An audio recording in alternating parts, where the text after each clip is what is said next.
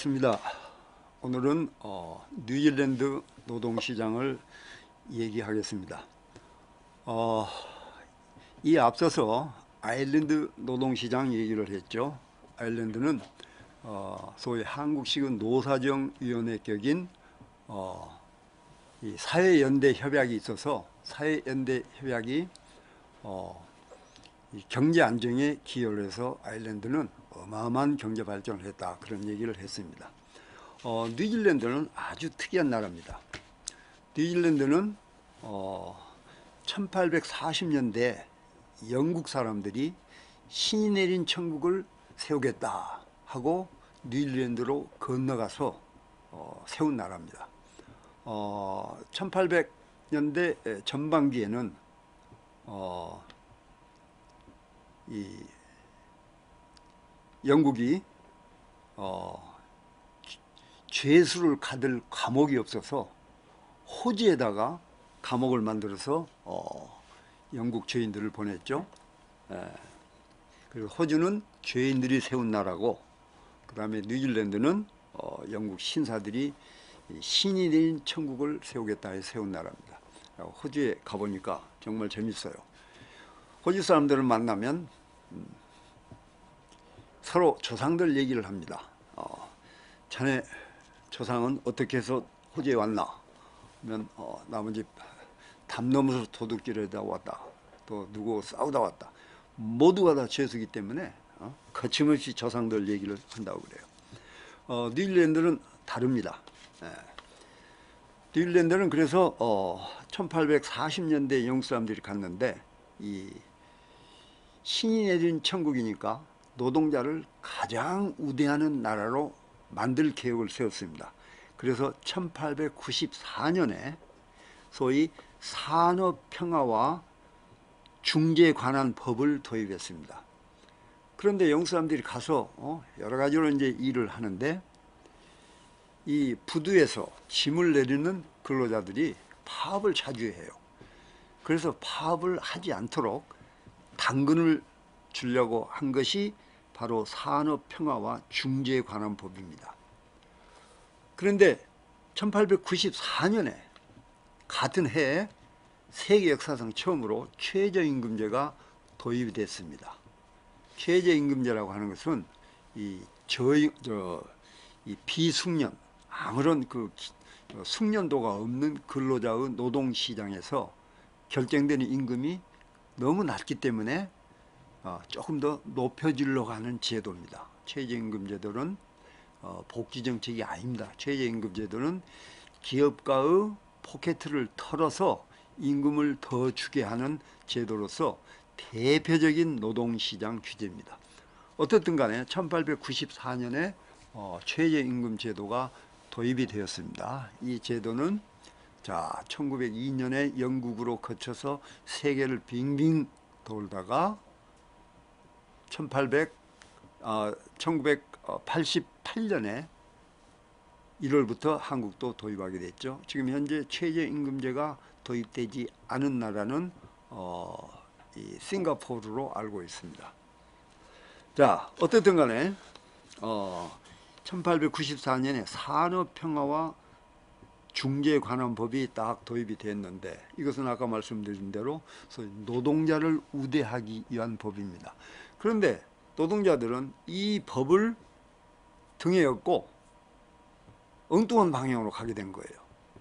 노동자의 그 권력을 유지하기 위해서 이것이 정치 권력화 된 겁니다. 그래서 1934년에는 바로 노동자들이 노동당을 만들었고 이제 정권을 또 잡게 되죠.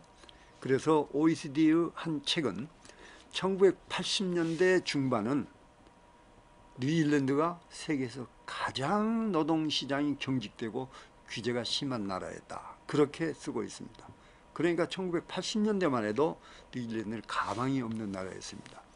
자, 1960년대 뉴질랜드는 세계 5대 부유한 국가 중에 하나였습니다.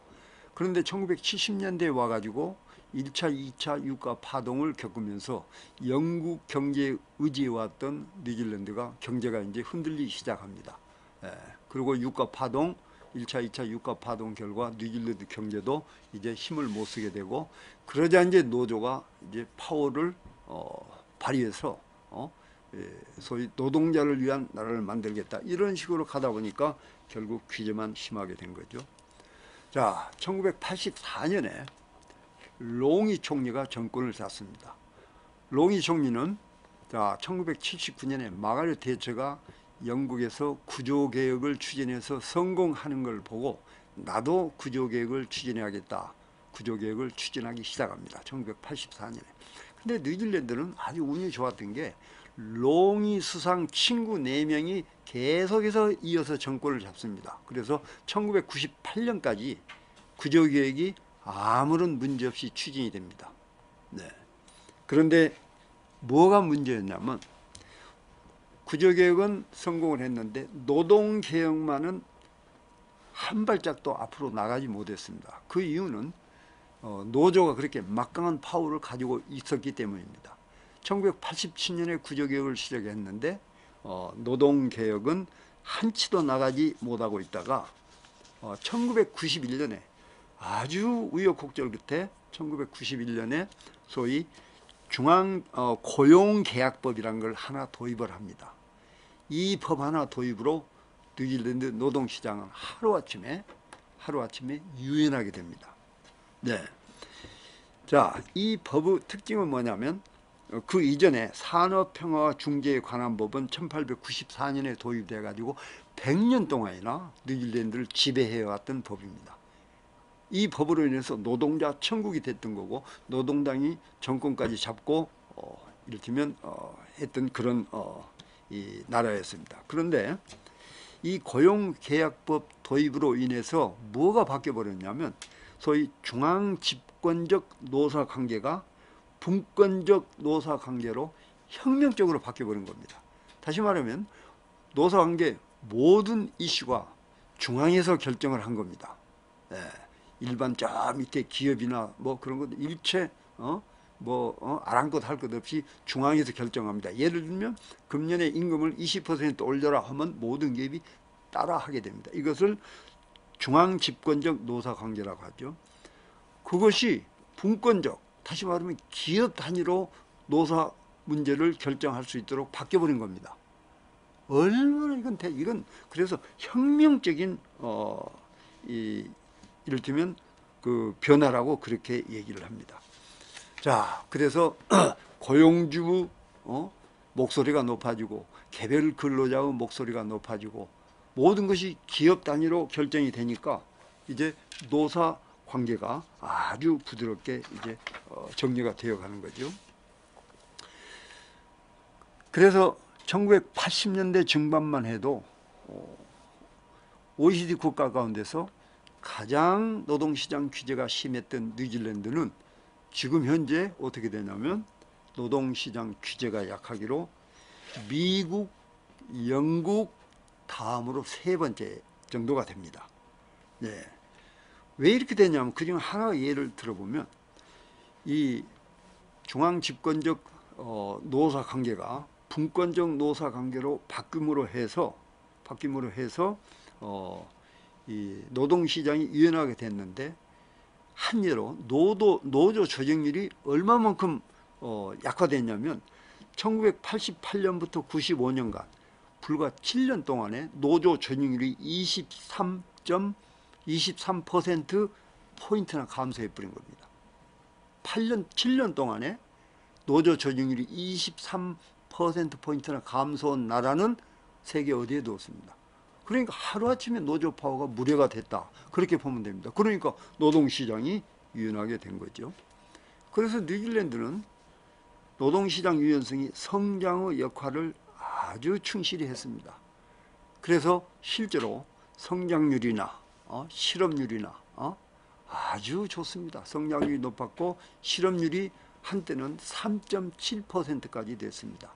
3.7% 실업률은 선진국으로서는 자, 일본을 제외하면 가장 낮았죠.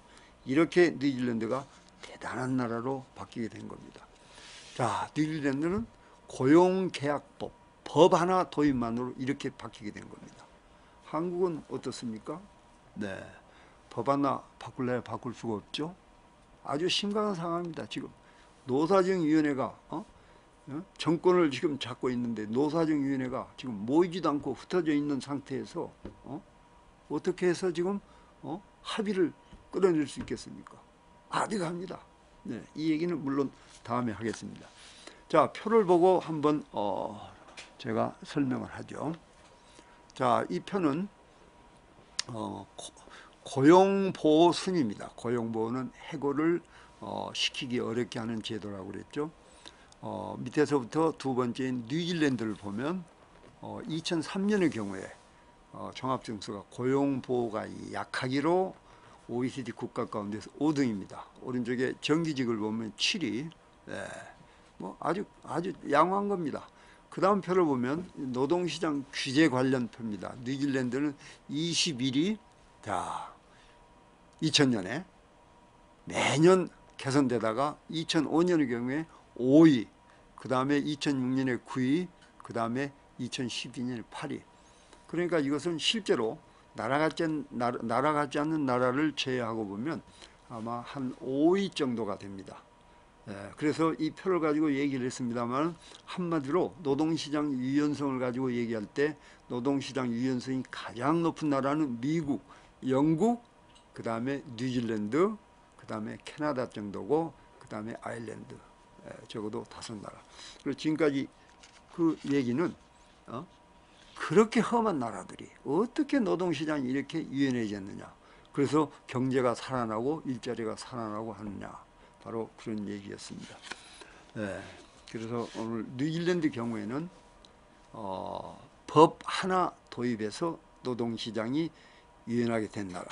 앞서서 영국 경우에는 법과 원칙을 적용해서 개혁에 성공해서 노동시장이 유연한 나라. 네, 우리나라는 법을 도입할 생각도 없고 법이 도입될 가능성도 없고 그런 얘기입니다. 물론 이 얘기는 다음에 하겠습니다. 네, 뉴질랜드 노동시장 얘기는 이걸로 마치고 다음에는 3차례에 걸쳐서 한국 노동시장 얘기를 하려고 합니다. 네, 오늘 강의는 이걸로 마치겠습니다. 감사합니다.